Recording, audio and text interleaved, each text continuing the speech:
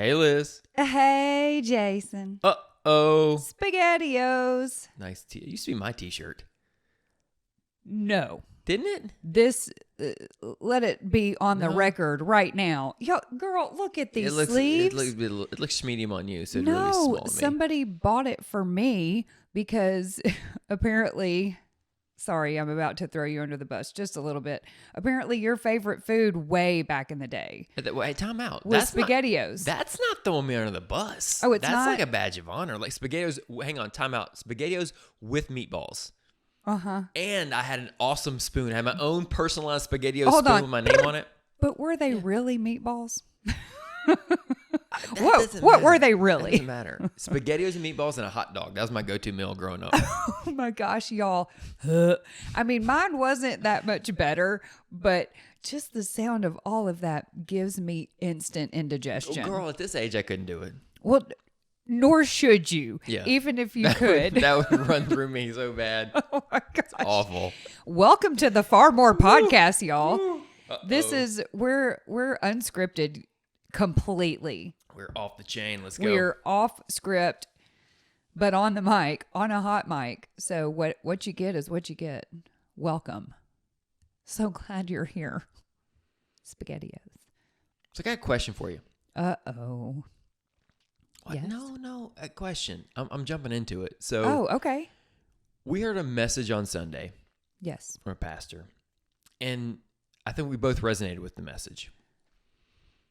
Yes. And it was in Matthew 9. I'm jumping right into this because I'm just my mind's been on this. So he started in Matthew 9, verse I think 36, and he's talking about how Jesus has been preaching and teaching to all these cities, and he's talking to his disciples, and he's like, look around and have compassion for these crowds. And they said, and then pray because the harvest is plentiful, right? But the what are few. the laborers. The laborers are few. Right. Basically, he's saying there's so many people that need love and compassion, but there's not enough people to go around and do some of this work that we need to be done. And I think it's interesting because it's talking about pray for God to send out more laborers, but he's really talking to us in that. Yeah, absolutely. Right? And there's a bit of a conviction in that for me because I think so many times we when we pray, we're like, pray, God, tell me what you want me to do. God, tell me where to go. And through his message, it got me back to a place of, hasn't God already told us that? Meaning, if you've read the Bible, been around church, the things that you're supposed to do in terms of taking care of other people are obvious, right? We just don't do them. Like, we're waiting for this very specific whisper from the Lord to say, hey, go do this thing, instead of just going and doing the things we know we should be doing.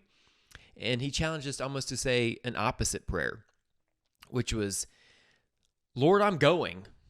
If you don't want me to go and do this thing, will you shut it down? Right? And that resonated with me. But give me your perspective of kind of that reframing. Well, I think for me personally, it's not, and I'm going to be just real and vulnerable for a second. For me, it's not that I need God to whisper or to yell. It's me needing to get out of my comfort zone. I think for a lot of people, I don't think I'm by myself here. We know what we're supposed to do. We have heard the calling. We just are choosing to sit on our behinds and not do it, either because of fear. I think fear is a huge driver of inaction and passivity because we're so afraid to put ourselves out there. Number one, we're afraid we're going to say the wrong thing. We're afraid we're going to maybe tarnish the name of Jesus because we know that we're so imperfect. And I think you and I have talked about this before. Sometimes I don't act because I'm so afraid of messing up and messing up the name of Jesus because I'm so flawed. And people will look at me and be like, why would I follow your Jesus when you are so when you are so messed up. So I think a lot of it's not that we don't know what we're supposed to do. We're just frozen in fear, selfish with our time. You know, we talk a lot on this podcast about how self-centered we can get about our time and selfish, and we want to hoard our time, or we want to fill up every white space so that there isn't room for that kind of ministry, that kind of going, because we're taking care of all these other things, which are good, but they're keeping us from going. The Great Commission is to go and make disciples. So that's where I am. Yeah, but I think even if you're in that place of like, I'm afraid of saying or doing the wrong thing. Okay, let's not even go there. Let's just go back to the first part of that passage where it's talking about just showing compassion and love to people. Just go feed people that are hungry, right? If you start there. I think even that makes people nervous, though. Well, of course it makes people nervous, but I think that's what we're called to break through, and we know that. But what I'm saying is I think people are still using excuses of, I'm waiting for God to tell me the thing, right? And so I think it's like the challenge is that's just us lying to ourselves, right? Or us justifying. Yeah, I was going to say not so much a lie, but a justification. Well, of course I haven't gone and done anything yet because God hasn't told me what to do.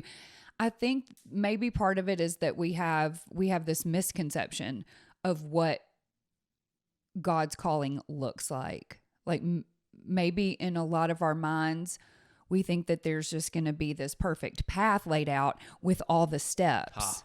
And I'm learning, like the deeper I get into God's word, that's not how he operated. I could be wrong because I haven't studied the entire Bible from cover to cover, but rarely, I haven't seen where God laid out step-by-step instructions from start to finish. He gave the first step. Go do this first thing, and then I'll tell you the next part of it. And I think we get too caught up in, I want to know how all of it's going to happen, God, because that's a control thing, right? We want to know how it's all going to work, how it's all going to work out. And we want to make sure it's going to be well received. Don't you think? Yeah, but it might not be. Like, I think that's the... Yeah, and that's going to stop most people from going and from doing. If it's not going to be well received, if I am not going to be thanked for and shown gratitude for this good thing that I am doing, then why would I do it anyway? Well, then you're missing the whole point of being a Christian in that statement. So help me unpack that statement. That felt like a very selfish statement. It is a very selfish statement, but I think previously it might have been something that I struggled with. It's not a struggle anymore, praise the good Lord, because he's cleaning me up from the inside out. But words of affirmation, I've told you, everybody listening, if they've listened to this podcast for any amount of time, that is my primary love language. And if I am doing something for someone else and it goes thankless, it's like a shot to my soul. And I know that sounds super dramatic, but it kind of is. I'm like, we're doing this thing. But who are you doing it for? Show gratitude. Well, I'm sure for myself. Right, but who are we supposed to be doing it for? For Jesus. And for others. Wow, you can't answer that like you're in vacation Bible school. Well, the kids are. I have vacation Bible school on the brain because they're in vacation Bible school. Like, well, no, it's that conviction voice. Jesus, it's not for me. It's not for us. I get that, but yeah, sometimes it's a struggle when you think that the act of kindness and that the going and that the doing is either going to be unrecognized or unappreciated. Yeah, it's hard. I'll be honest about that. I think my struggle is different. My struggle is I didn't see the shocker. We're different. Like I'm way past the affirmation. Like I feel like I've been beat up in so many different areas that I don't expect the affirmation. and that's my own baggage. But I'm more of, I want to see the end result. If I'm putting in the effort, I want to see the thing play out, right? I want to see the impact. More don't need the affirmation. The affirmation for me is being able to see the impact. That's the challenge I walk through. But what I loved in this message, and again, maybe this spoke to just where I've been lately, is it's action oriented. The command is go. And so that's been my prayer even in the last, I'm going to call it 2 months, as if I've been looking to do life change, is, Lord, I'm going in this direction. If this is the wrong direction, I really need you to shut this down and shut this door, and don't let me go through this door if this is the wrong direction. Like, that's how I kind of changed my prayer from, hey, show me the way, to I'm going this way. And if this is wrong, please shut this down. Oh, yeah.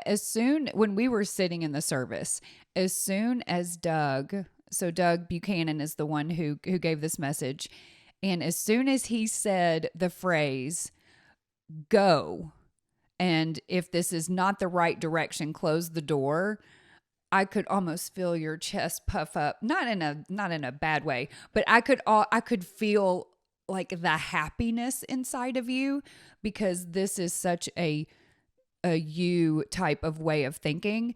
And, we have prayed for you in that, Lord, if this isn't the right direction, not only close the door, but close that door so tight that there's no way that you can go through it. Because if there's even a little bit of give, and you're smirking at me, but just as well as I do, if there's even a little bit of give, you're gonna find a way to get through that door. You're like gritting your teeth at me. Like, is that how tenacious I am? Is that what you're saying?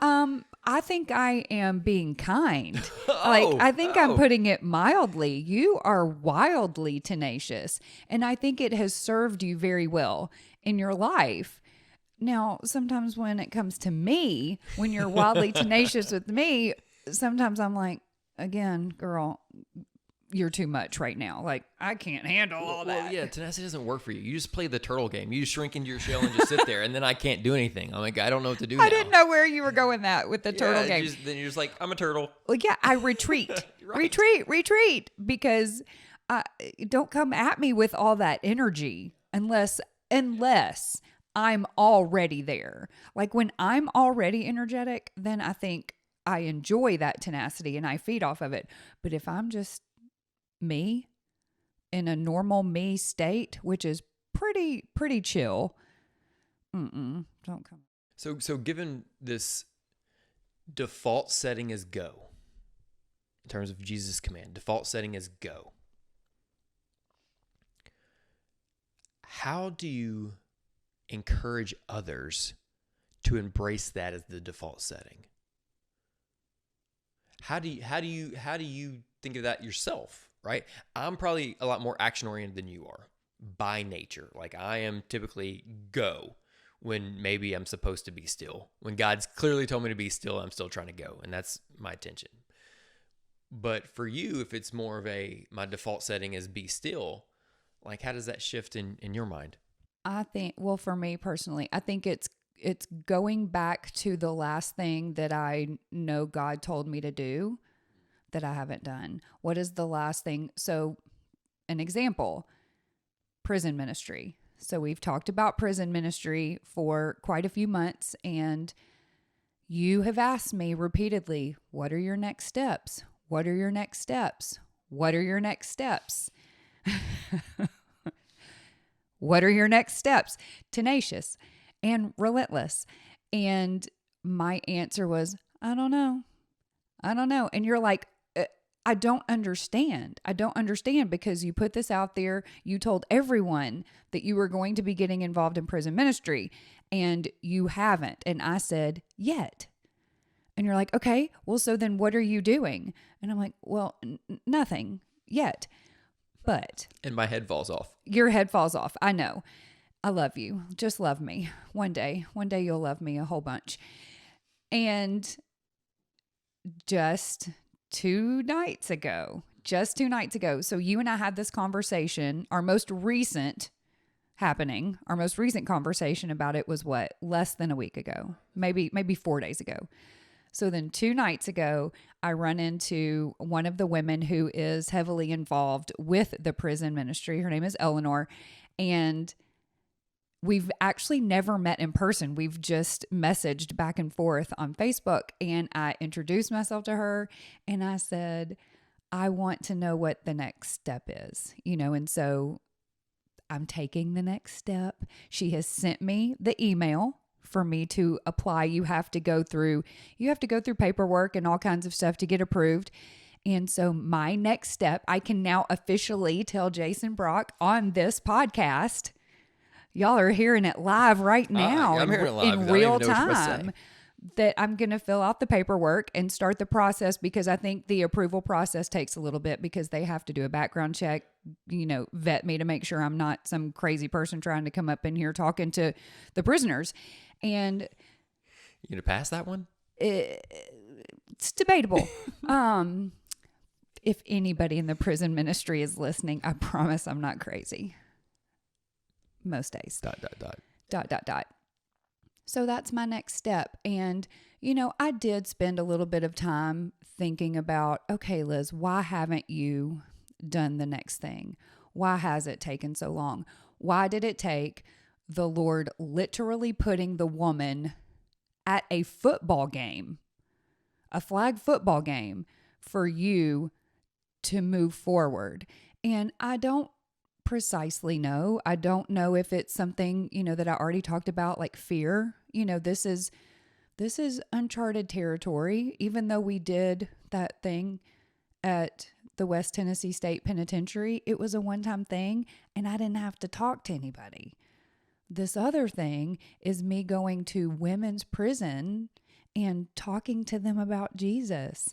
And even though I love talking about Jesus, again, this is a brand new thing. And so maybe I'm nervous, I'm not nervous for my safety, but just nervous about putting myself out there and talking to them about it. But at the end of the day, it doesn't have anything to do with me. What's the worst thing that can happen? It's all about, I could play out a lot of pretty crazy scenarios, but at the end of the day, it's about showing them love, showing them compassion, which is what we're supposed to do, showing others compassion. And it's Jesus's job, it's God's job to turn hearts. It's not mine. It's my calling to just show and share his love. And so I think there is a little bit of freedom in knowing that it's not on my shoulders to change their hearts. That's not on me. Do you think we really mess that up as Christians? Say more. Messed what up? Because even when we talked about Matthew 9, that passage, Jesus looks at the crowds and his first reaction is all about compassion. It's not, look at all the people we need to fix, right? It's like, look at all the people that need to be loved. And I think a lot of times we get it confused and think that it's our job to, quote, fix people. Well, sure, because if we're focusing on someone else's problems, that's so much easier than focusing on our own mess. I'm not even talking about that. I think we've got it confused that we're supposed to be. Quote, that it's our calling? Correct. Yeah, I don't know where that originated. I'm not sure. I mean, I know as a woman, and especially as a mom, there is this, at least in me, this inherent, like, I want to help you. Like, let me help you. It's more of like a help, not a, we need to fix you. I naturally want to help others, but I don't know that it necessarily comes from a place of compassion. It comes from, like you said, a place of, let's fix you. Right. But I think the majority of what we can really do is let people know that we see them and we love them and that God loves them. And if you just do that,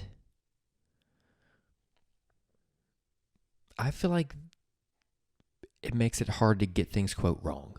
Well, I definitely think that's winning, isn't it? If we're showing and sharing the love of Jesus, because that's what I tell your kids all the time. They're your kids right now, not mine. It means they're in trouble. They ain't acting like my kids. But I tell them often, daily, multiple times daily, show and share the love of Jesus. You know, and something that Doug talked about is, and I think kind of what you're touching on is, look at others the way Jesus looks at them. And too often we immediately, because we're so short-sighted and it's human nature, we immediately base our judgment on what they look like on the outside. We immediately go towards, what are they wearing? What area of town do they live in? What do they drive? We look at all of these outward characteristics instead of looking inside. And I think part of, to our detriment, we don't see how they're hurting. I think that's a big thing that we miss, is how people are hurting, because that can also show us how we can best love them, is meet them in their hurt. But that gets really uncomfortable. It's messy, for sure. It gets real messy. But man, the dividends it pays are exponential. Case in point, my Monday morning group that has been going since August. You know, it started out with just we were all, I mean, except for like a couple people who knew each other, it's mostly strangers who got together. And so that was last August, and we're in June now of the following year. And these women are praying for each other. These women are asking for prayer from each other. These women are sharing like some really heavy burdens and some heavy stuff that they're going through. And that can only be, I feel like that can only be cultivated when you are showing compassion and when you are looking on the inside like Jesus does. And it's not easy. Well, yeah, and that group had a sense of openness, right? You didn't have to look a certain way, have a certain job, be a stay-at-home mom. It was just, hey, if you're looking for a sense of community, right? If you're looking for people to see you and love you, here we are. Yeah, and if sometimes the messier the better, you know, because I think, you know, I don't know. I was thinking about what you said. I think there are certain types of people who really do want to help others. They aren't selfish with their time. They aren't selfish with their gifting and their talents, but it's kind of rare. But I will say that this group of women, they seem to be very giving, very caring, and I love them so much. If any of you are listening or watching, I do. I'm so grateful for them. But to see others the way Jesus sees them. But something else that Doug talked about that is so important and that I feel like you and I are trying to be better about, but it's still a struggle, is just praying. Number one, praying, period. But praying the way Jesus prayed. And you know what I noticed? I'm going through the book of John pretty deeply. And something that I noticed that gave me a little freedom, I always feel a little selfish when I pray for myself or about myself, but Jesus prayed for himself too, you know, and maybe not in the same way I would pray for myself, but I think that it's okay for us to pray like, Jesus, give me a heart for others, because this heart isn't going to be for others by itself. Human nature is not to look out for the needs and the wants and the hurts of others. It's to look out for number one, which is me. And so I think that it's really important that we ask Jesus, like, give me a heart for people, break my heart for what breaks yours. Help me to see others the way you see them. And then pray for them to be open. And then I have to pray for myself to not get my feelings hurt when it's not reciprocated or when it's not well received. Yeah, so you mentioned prayer. I was actually watching something the other day. It was talking about Job, my favorite book of the Bible. Have you read it yet? I mean, I've gotten... Like all of it? I mean, I have not fully digested it. Okay, that's a no. Right. Continue. But why? Why have I not fully... Why do I get frustrated? You get frustrated because he was a righteous man and all of these terrible things are happening to him and he is remaining righteous, but you still haven't read the end. I know how it ends, but still, it was still hard. But what he was doing, though, is through all of his frustrations, he was in a constant state of prayer. Now, a lot of his prayer was like almost yelling at God, like, what's going on here? But God can right? take it. Correct. Because at the end, he looks at Job and looks at Job's friends. He tells his friends, like, hey. They were more like frenemies. Well, it's fair. It's like, you need to be a lot more like Job. And they're like, he's been like yelling prayers to you. He's like, but the point is he was communicating with me. We were in relationship. Right. And I think that's part of it too, is I think a lot of us get so caught up on the baggage of here's what the perfect prayer looks like or sounds like. And we get enamored with these people that can get on a stage in front of a microphone and do all these fancy prayers. And we're like, oh, that's not me. I don't know. It's just conversation. You're so right. It's just conversation. And I think we get so caught up of, I don't even know how to sound articulate. I don't know the right words. It's just conversation. And if I'm angry, I'm going to kind of let you know. And I think I've just gotten more comfortable with that of like, Lord, I'm frustrated. Here's what I'm really frustrated about, or frustrated, as some would say. No. Let's not do that. You brought up an excellent point, though. I used to, and I may still be this way a little bit, get kind of gun shy about praying in groups of people. I'm never gun shy of praying by myself. I'm literally just having a conversation with God. But when I'm around people, for some reason, I get some sort of weird, unnecessary stage fright.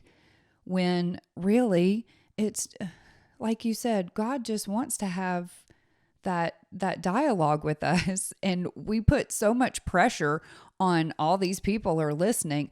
Who cares?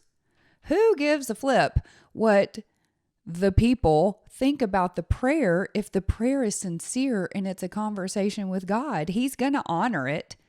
It doesn't really, we have to get over ourselves. I think that's the biggest thing, is getting over ourselves. Yeah, it's like, for me, it's like I need to have my stage voice on, because my prayer voice is more like, listen, God, I'm about fed up with this thing and I'm about to snap. Like, I mean, that's my real, like, raw, like, hey, calm it's sort me of down, like an end of the give rope. me some vision, give me something here, or hey, or Lord, I can't see the vision in this thing, or I'm going here, Lord, but I'm pretty nervous about this.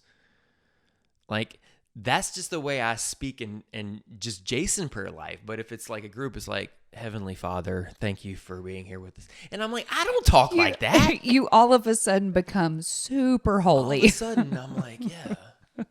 We're gathered here today. Pastor and Brock. I'm like, that's just not We're me. gathered here today. Right. Is this a wedding? I don't know. In your presence. And I'm not dogging that. I'm saying that's just not authentic me. I know what you're saying. Well, and I think that it is important when Jesus prayed. So let's tie it back to the original thing. Jesus, when he prayed, he did always give thanks to the Father, to God the Father. And I think that is an important model for us as well, to not just, again, I'm not saying there's a formula to prayer. Please hear me very clearly. Well, I mean, we're given some guidelines here. The Lord's Supper, I mean, the Lord's Prayer, which is right. And I think it's really important not to just run into the laundry list of things that you have in your mind, but to pause and to thank the Lord for what he has done, for who he is, to recognize how big he is. And definitely something that I'm trying to be much better about is confessing my sins. And it seems like when that part of my prayer comes up, I'm like, Lord, please forgive me of my sins, that I have way too many. Like, I can't even list them all. But please help me to turn away from them. And if you go back to the original conversation here, I think we leave out prayers of omission. Lord, forgive me, I didn't even do the thing. Right? For inaction? Correct. Passivity? And that's really, there's probably so much more of that. Oh, gosh. Listen, Lord, I saw the need. I saw that guy today, and I just kept driving. Missed opportunities. Yeah. I did nothing. I even heard you say, hey, you see that, right? What you going to do? And I kept driving because I had a schedule. This sounds really personal. Right? I think we do that a lot. And I guess it's because, why? We're going back to the time thing. Fear. We don't like to. We have. Inconvenience. No, I heard somebody say the other day that our God is comfort. Our God is comfort, especially here in America. Like, that's our God, is comfort. Comfort and security. Everything is about pursuing comfort and security. And so, anything outside of that, we're programmed correct. to run from. That's right. That's bad. Discomfort equals bad. And I think we've got so caught up in this God of comfort and security. Oh, that's yuck. Yeah. But again, we've talked about big bold prayer. Who's pray, Lord, just make me so uncomfortable today. Said no one ever. Right. But that's. Ugh. I'm even uncomfortable, thinking about it. What we're actually called to do is go be uncomfortable. Go be uncomfortable. Yeah, if anybody is still here, I'd be surprised because everybody else is probably like, ugh, that makes me so uncomfortable to even think about being uncomfortable. Right, because our life, the world tells us, pursue comfortability. Take the vacations, get the bigger paycheck, have the financial security. Make your home so comfortable that you never want to leave. That's right. I mean, really, that is kind of how we're the messaging that is sent to us is here's this thing to make your bed super, super comfortable so you don't ever want to leave it. Super comfortable, everything. Be safe. Be safe. Be safe. Don't go here, don't go there. It's not safe. But it's fun. What verse is that we're called for fun? I missed that verse. Sure. He wants us to experience joy. And sometimes I feel like two different things. Sometimes I feel like fun and joy can be synonymous. It's joyful to have fun. Mm-hmm. But yeah, I'm not saying that it's right. Yeah. I'm just being honest that living in a comfortable state of living is fun. Unless maybe you're you, because you're kind of different. What do you mean by that? When the Lord made you, he built you kind of different. What does that mean? You, fun for you, and those who know you and are listening to this episode, they're eating this up right now. I can't wait to hear what you're about to say. You love to get uncomfortable. What do you mean? You know exactly what I mean. You love to push yourself outside of your comfort zone.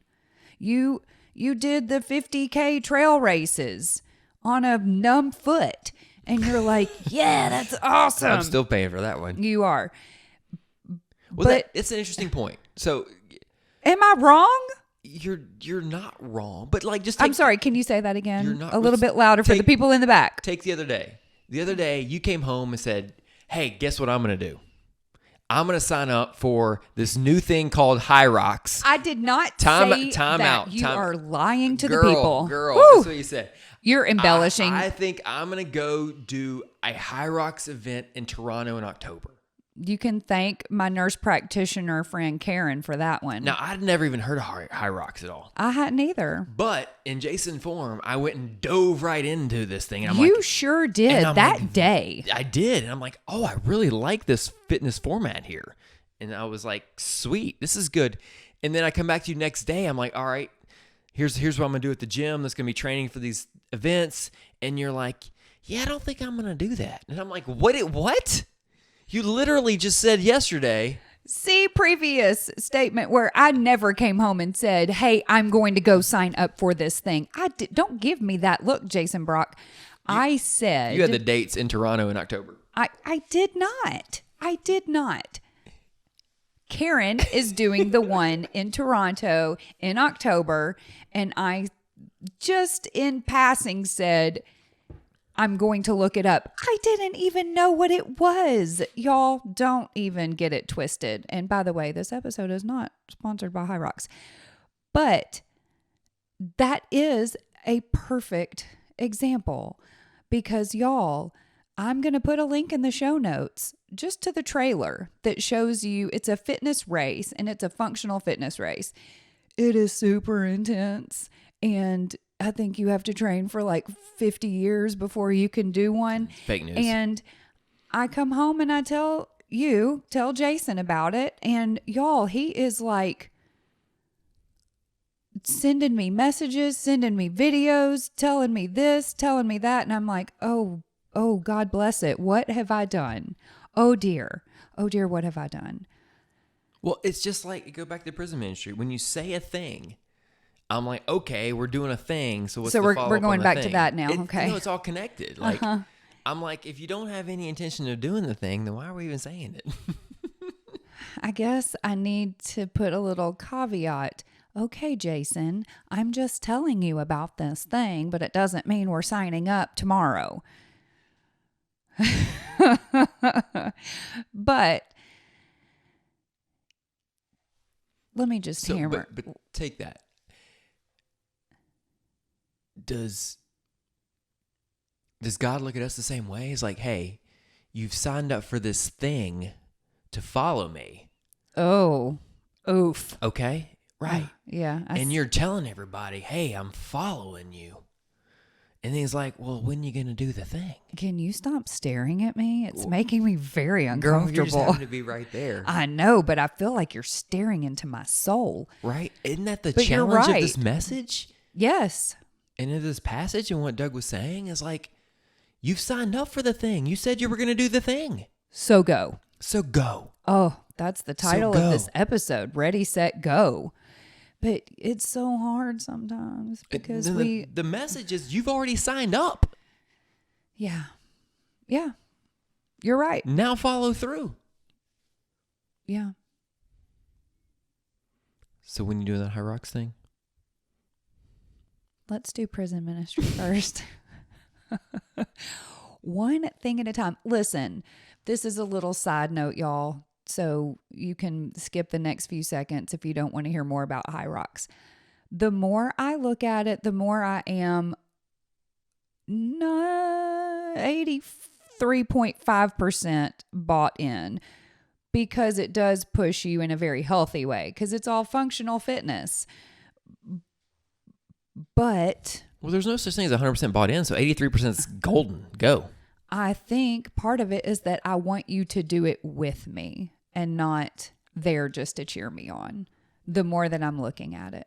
So, Okay. what do you have to say about that? Well, to the people? you tell our audience the conversation we had. I was like, I'm all in on training with you, but do you really think you and I should go compete in an event together? Like, is that healthy for our marriage? You know, and originally I said no, but as I got to thinking about it more, do you know what I love about you? And we talked about this earlier in this actual episode. What is that? Your tenacity.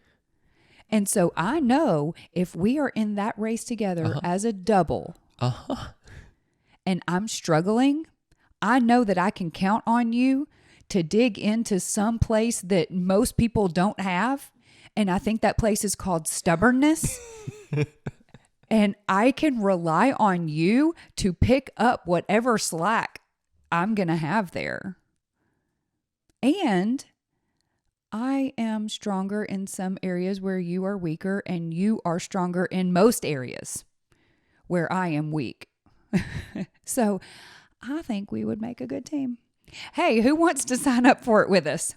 Come on, we'll do it together. So are you saying right now on air, are you doing another one of those commitment things? Nope. I said 83.5. That's a commitment. No, 100%. There's is no a such commitment. thing as 100%. Okay, once we get to 90, I will sign up and I will commit to training. We're at 83.5 right now.